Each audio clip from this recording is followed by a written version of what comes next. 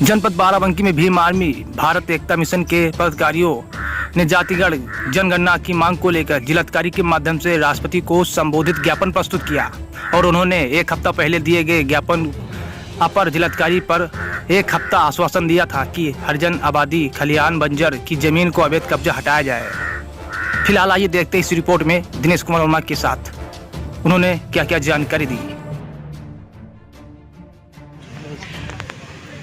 करीब एक हफ्ता पहले विकासखंड हरक की ग्राम पंचायत गोठिया के तारपुरा गांव में एक ज़मीन पर रास्ता को रोक दिया गया था, दीवार खड़ी कर दी गई थी। वहां पर जो है पता चला है हरिजन आबादी खलिहान और जो है बंजर की भूमि पर दबंगों का कब्जा है। उसके बारे में एडीएम आश्वासन दिया था कि एक हफ्ते के अंदर खाली कराया जाएगा।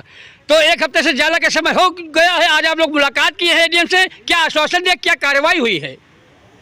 असल में इससे पहले 4 दिन तक 2 तारीख से पूर्व सूचना के अनुसार 2 तारीख से लगातार 4 तारीख तक 4 दिन तक लगातार ज्ञापन आपके धरना स्थल यहाँ हुआ था।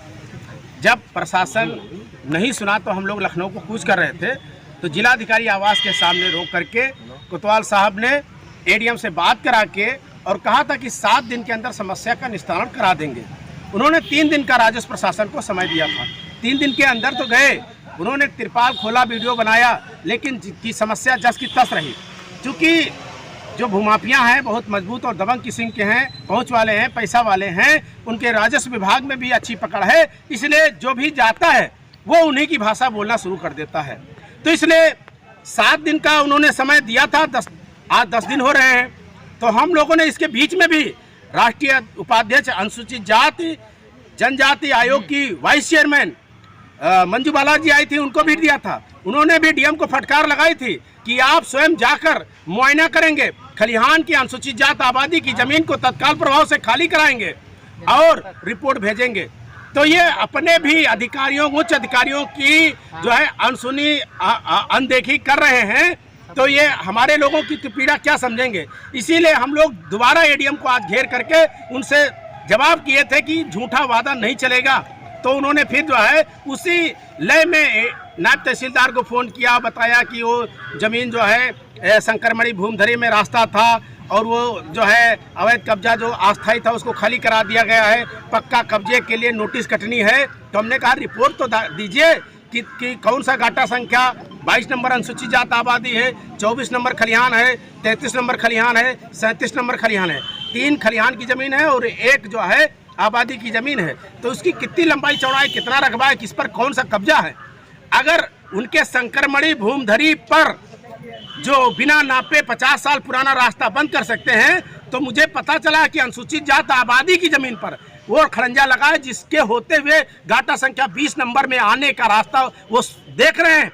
तो हम अपने रास्ते के साथ उनको भी रास्ते को जो है आने नहीं देंगे। इसलिए रास्ता तो देंगे। इसके अलावा जो सरकारी ज़मीनों पे कब्जा किए हैं ये खाली होगी, उनके खिलाफ मुकदमा दर्ज होगा। समय है, देर है अंधेर नहीं, क्योंकि ये लड़ाई जो भीम आर्मी ने संकल्प साधा है इसको जो है न्याय दिलाकर ही रहेंगे। लड़ाई यहाँ से लखनऊ और दिल्ली तक चाहे जितनी लड़नी पड़े। जो माननीय प्रशासन कोई कार्रवाई नहीं करता है तो क्या अदालत का दरवाजा खटखटाएंगे? अदालत, माननीय जिला अदालत में कुछ नहीं, क्योंकि हमारे ये जो है अज्ञान है। अज्ञानी ना होते, अशिक्षित ना होते तो 50 साल पुराना रास्ता और 15 साल पुराना खड़ंजा था तो ये पहले जो है कोर्ट चले जाते। इसलिए इनकी अशिक्षा अनभिज्ञता का फायदा उठाकर उन्होंने जो है इनके खिलाफ रचना रची है, कूट रचना रची है।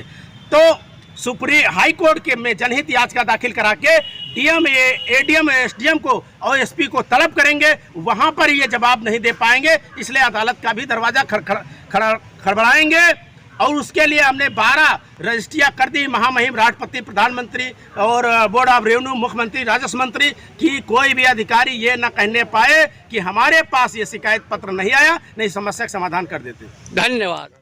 अध्यक्ष जी, आज जिलाधिकारी को किस विषय में आप लोगों ने ज्ञापन दिया है? देखिए, महामहिम राष्ट्रपति जी को मुझे ज्ञापन दिया गया है। वो जो आरक्षण दिया गया है संविधान में, तो जितनी जातियां हैं, जातियों में जातियां बढ़ाते जा रहे हैं, आरक्षण की जो सीमा है वो नहीं बढ़ रही है।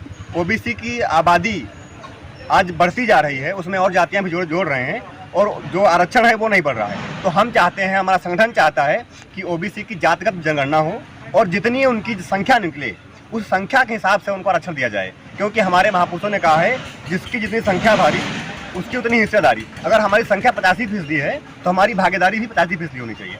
आज ओबीसी का जो भागीदारी की बात करें तो महज 2% है और उनको आरक्षण 27% दिया गया है। तो हम चाहते हैं कि जितनी उनकी जनसंख्या है उस हिसाब से उनको आरक्षण दिया जाए। इसलिए भारत सरकार ओबीसी की जातिगत जनगणना करे, इसलिए हमने उनको ज्ञापन दिया गया। जब से देश आज़ाद हुआ, आज़ादी के 70 साल बीत चुके हैं जी। और जो है हमेशा से आरक्षण था, जैसे दलितों का, बैकवर्ड का आरक्षण था, लेकिन आज तक इसका कोटा पूरा नहीं। इसके लिए लड़ाई कौन लड़ेगा? लड़ाई इसके लिए हम लोग लगातार लड़ रहे हैं। लेकिन आपको बता दें कि जब संविधान लागू हुआ था, जिसने संविधान लिखा था बाबा साहब डॉक्टर भीमराव अम्बेडकर ने, उन्होंने पहले ही कहा था कि ये संविधान कितना भी अच्छा क्यों ना हो, अगर इसको लागू करने वाले लोग गलत सोच के होंगे तो संविधान गलत साबित होगा। तो आज जो देश में जिनकी सरकार है, जो सत्ता में बैठे हैं, उनकी सोच ही गलत है। SC, ST, OBC माइनॉरिटी का हक मारने की नियत से ही वो सत्ता में आए हैं और लगातार उनका हक मार रहे हैं। तो हमारा संगठन चाहता है कि जो जितने भी जातियां हैं, SC, ST, OBC माइनॉरिटी, सबकी जातिगत जनगणना हो और जितनी उनकी संख्या हो उसके हिसाब से उनको आरक्षण दिया जाए। धन्यवाद।